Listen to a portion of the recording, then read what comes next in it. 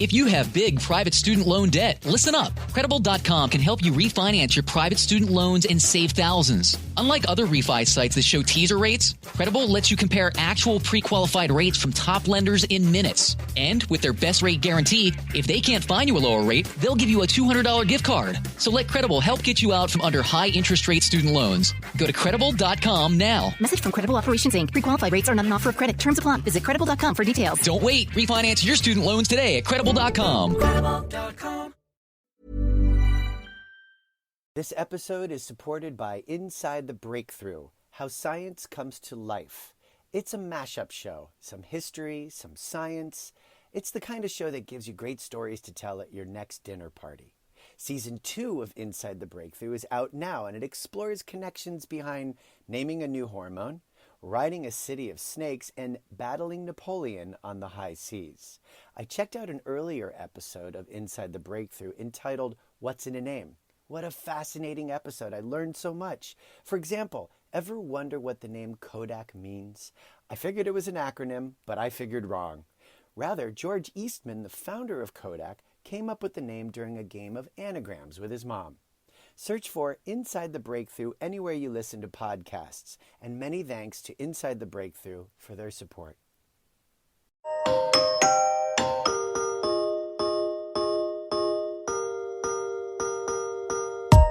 Hi, and welcome to COVID Quickly, a Scientific American podcast series. This is your fast-track update on the COVID pandemic. We bring you up to speed on the science behind the most urgent questions about the virus and the disease. We demystify the research and help you understand what it really means. I'm Tanya Lewis. I'm Josh Fishman. And we're Scientific American's senior health editors. On the docket today, a court imperils Biden's big workplace vaccination mandate. Booster shot eligibility expands, as does evidence the shots help. And zoo tigers and leopards get COVID and their own vaccine. In early November, the Biden administration laid out a rule to get more American workers vaccinated because unvaccinated people were filling up hospitals. You've been tracking the backlash, Josh, so what's the latest? This has not been a good 7 days for the White House plan to get millions more Americans vaccinated by January. The Occupational Safety and Health Administration, at President Biden's direction, had announced an emergency rule. Companies with more than 100 employees need those workers either to be vaccinated by January 4th or get weekly COVID tests. And that prompted a number of states and companies to sue the administration in the 5th U.S. Circuit Court of Appeals, one of the most conservative courts in the country. Conservative courts generally do not favor government interventions, and the 5th Circuit held true to that philosophy last Friday, ordering OSHA to stop the rule pending resolution of those cases in a full court hearing. The court gave a lot of weight to economic issues, noting mandates could cause disruptions if workers quit instead of getting vaccinated, and it scolded the administration for infringing on the rights of individuals to make personal medical decisions.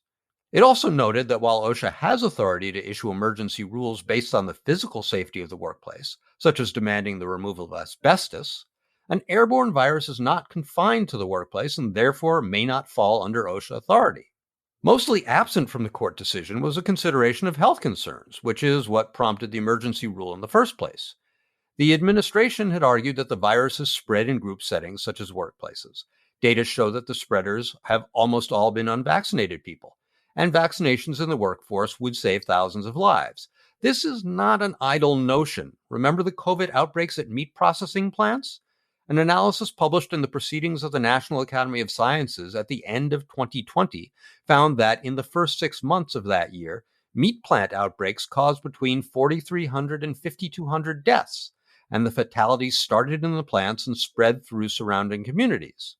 As for economic consequences in quitting workers, United Airlines and Tyson Foods, which started vaccine mandates for employees months ago, report that fewer than 5% have quit. Major business groups, such as the U.S. Chamber of Commerce, endorsed mandates because they keep businesses open. 3 big labor unions brought suits against the administration asking for stronger mandates. And Gartner, a business consulting firm, did a survey of 300 companies this week and reported that 60% of them plan to keep moving forward with vaccine mandates. That's because the Fifth Circuit decision was just a temporary stay. The federal courts have consolidated all of these lawsuits and, after a random lottery, sent the whole bunch to the Sixth Appellate Circuit. another court that has a lot of conservative judges. The ideology could spell trouble for the OSHA rule again. The Sixth Circuit will hear a full case and issue a ruling. But that won't be the end of things either. Whichever side loses will appeal, and the case will likely end up in the Supreme Court, perhaps in 3 or 4 months. The High Court has supported several vaccine mandates recently. Several legal scholars have argued that a vaccine mandate in the workplace is within OSHA's statutory authority. But the court does have a conservative majority, so we really won't know what happens until they actually get a case and make a decision. Tanya, we talk a lot about boosters on this podcast, but it seems like there's always more to say.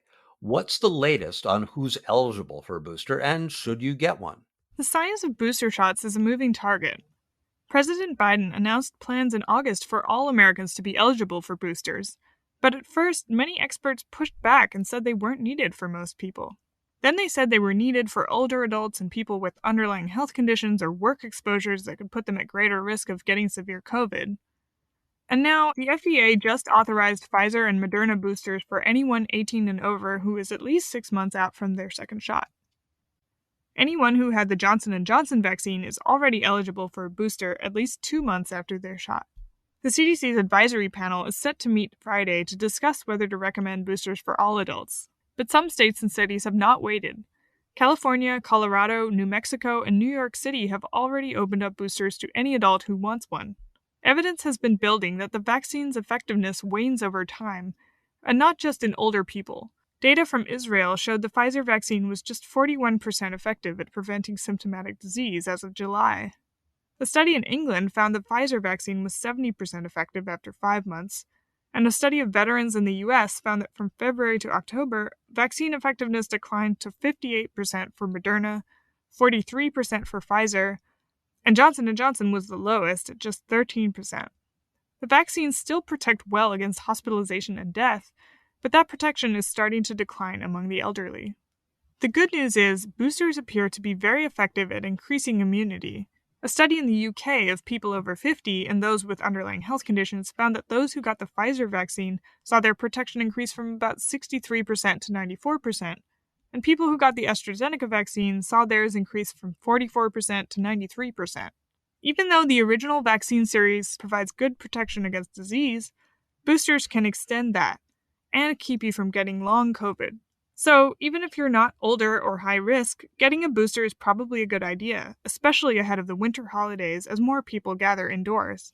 Okay, but originally there were 3 vaccines, so does it matter which booster you get? That's a good question. The FDA has said you can get a booster of any vaccine, regardless of what you originally got. While all of the vaccines have been shown to boost antibody levels after vaccination, there are some differences.